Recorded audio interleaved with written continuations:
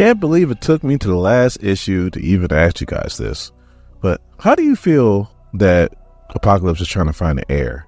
Do you guys like the idea? Do you guys hate the idea? Please let me know in the comments.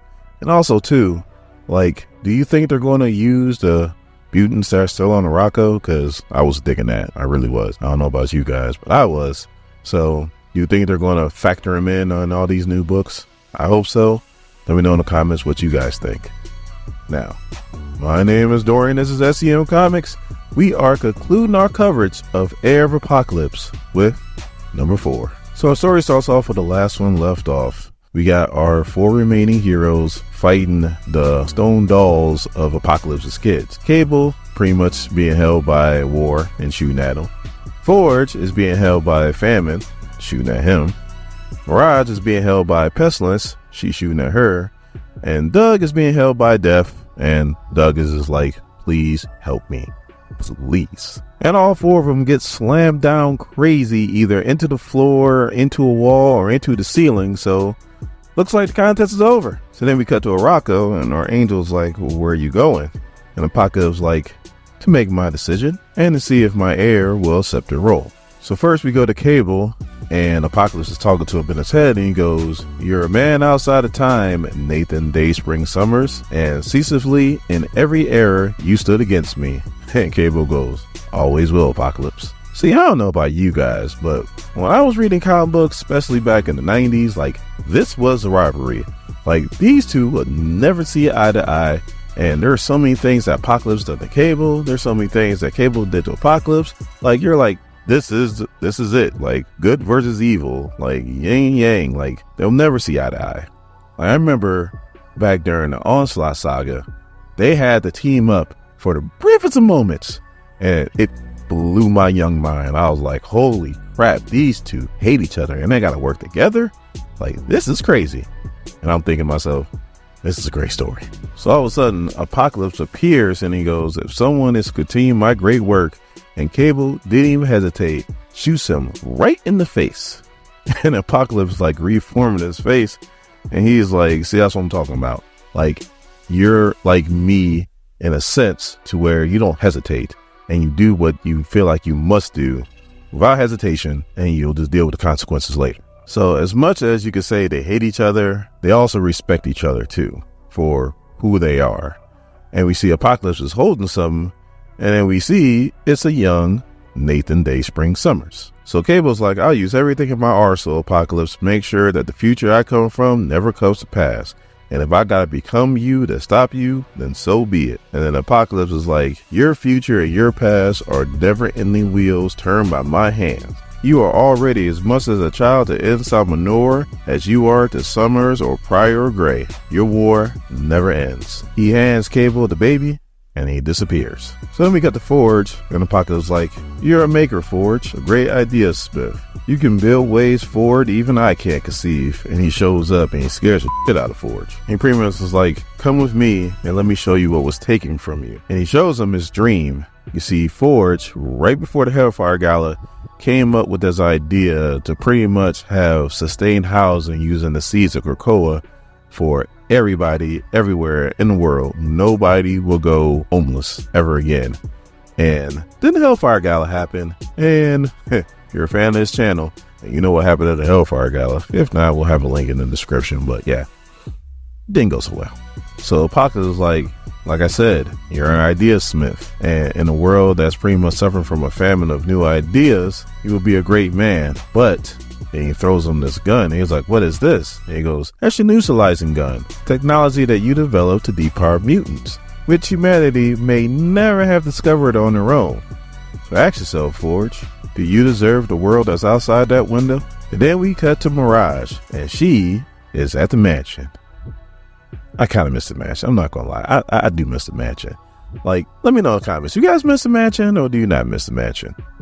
Just let me know. And we see Storm, Colossus, Nightcrawler, Kitty Pryde, all in their old outfits. And then we cut to the first iteration of the New Mutants, which she was a part of. And then we also see the ones that came after them, and then the ones that came after them. So then she makes her way to Professor Xavier's old office, where Apocalypse is standing there. Ah, he looks huge. And he goes, I see greatness in you, Mirage. Or are my eyes deceived by your namesake? And she goes, Celine fought me and my friends and she got her ass kicked. So did the other fellow externals. I accept your invitation to make sure that other power-hungry mortals don't exceed their reach. From where I'm sitting, Apocalypse, all I see is possibilities. So then we cut to Krakoa. God, feels good to say that. And Doug is back where he belongs, he feels like. At the Quiet Council with Krakoa, sitting in his tree. The Quiet Council was the voice of Krakoa. But you are the one who actually spoke to Krakoa. And you spoke to Krakoa so much that you would even set up a plan to betray your fellow mutants. And it went unnoticed. It's like you said, Apocalypse, the council spoke for Krakoa, but they didn't always listen. So then Apocalypse like, see, me, I always would test the mettle of my children. And all of a sudden, the Sentinels come and attack Krakoa again, and Doug's like, oh no, please, not again. This was my way of readying my children. But I don't think that's the way anymore. So we turn the page, and there's no more Krakoa, and Apocalypse goes, perhaps I need an heir whose weapons is his words, whose tongue knows diplomacy and delicate lies. So then Doug's like, I was one of the first mutants to walk on Krakoa. For almost a year, I lived among the island, developed a way of life. You should have never had to give it up. And Apocalypse goes, you've lost much, Doug Ramsey. So then we cut to Araco, and you got Wolverine and Richter. And Richter's like, man, I can't believe I got put out this early. Like, I can't even face Apocalypse after this. And then Richter's like, so why did you accept the invitation?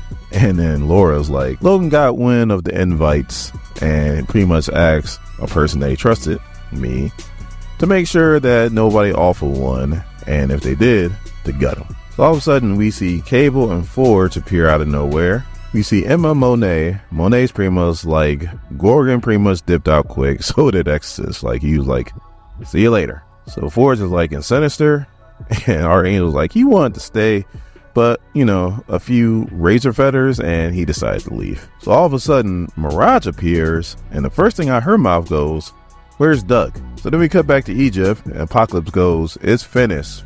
Rise to meet your first disciples, which is Blood Moon and Warlock. And he goes, behold, my heir, Revelation, which is cool because you guys were keeping up with the whole Krakoa thing, especially what was going on on Araco. Like, Apocalypse was actually considering calling himself Revelation, but I'm glad they went this route because, yeah, he's Apocalypse. He's in Salmanor, not Revelation. So the first thing out of Doug's mouth, it goes, I won't shepherd as you would with force and might. And all I'm thinking to myself when I read that, I'm like, that was the whole point, to do it a different way. And Apocalypse kind of says that. So then he goes, new mutants will rise from the ashes of Krakoa. I will listen to them. I will learn from them. And I will do what I should have did to save our way of life before the fall. I will reveal to them the error of their ways. And it says, Revelation will return. So what do you think? Did you like it? Did you hate it? I like this ending a hell of a lot better than I like the Dead X-Men, because Dead X-Men was like a wet fart. This ended pretty good. And we got kind of a new character or a reinvention of a old character, which hopefully won't end like a wet fart. Like, hopefully Revelation, does what he needs to do, but, don't get it twisted. He is now the heir of Apocalypse, so that means he's going to have a little bit of evil in him, but it will be for a greater good. So let me know what you thought about it. Me, I dug this story. Good job, Steve Foxe. This was a good rebound series.